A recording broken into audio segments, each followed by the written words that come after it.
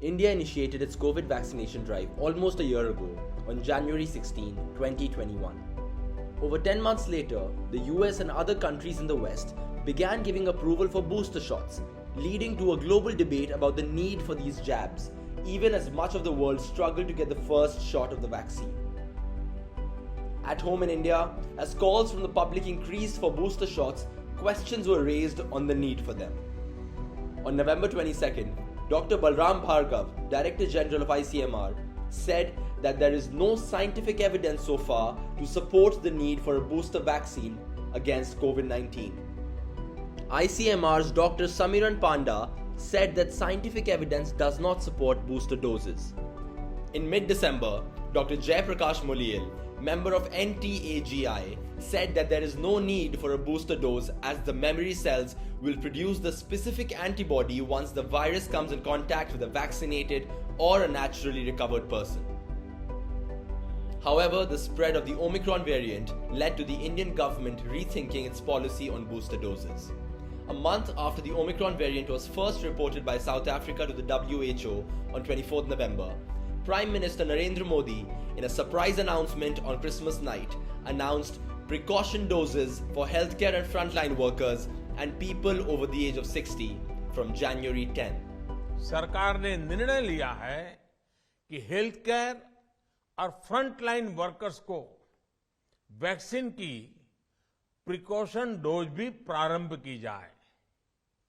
इसकी शुरुआत 2022 में 10 जनवरी सोमवार के दिन से की जाएगी। साथियों, कोरोना वैक्सीन का अब तक का ये भी अनुभव है कि जो अधिक आयु वाले हैं और पहले से ही किसी न किसी गंभीर बीमारी से पीड़ित है, उन्हें प्रिकॉशन लेना सलाह योग्य है। इसको ध्यान में रखते हुए 60 वर्ष से ऊपर की आयु के कोमॉर्बिडिटी वाले नागरिकों को उनके डॉक्टर की सलाह पर वैक्सीन की प्रिकॉशन डोज का विकल्प उनके लिए उपलब्ध होगा। We spoke to experts to understand everything there is to know about the booster dose. Can you walk us through the science of a booster dose?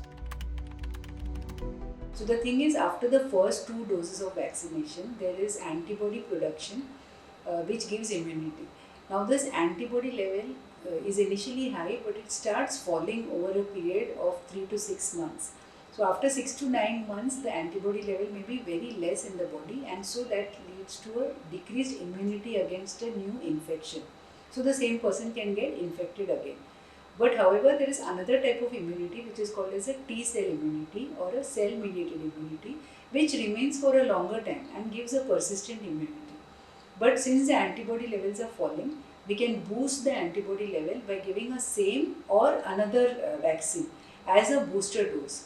And this leads to again an increase in the antibody level within 2 to 3 weeks. After the booster, definitely the infection, the immune responses surge, and there is now data that it really enhances. And but again, some countries are proposing that you give a 4th booster. So, and they have started giving, particularly Israel has started giving 4th booster because they think that in 3 to 4 months the immune responses drop. Booster is given at the point when the immune responses are waning. It is never given when the immune response becomes 0. So all the information on COVID and follow-up shows that in this infection, immune responses drop even after vaccination. To protect people from the future surges, we should give booster.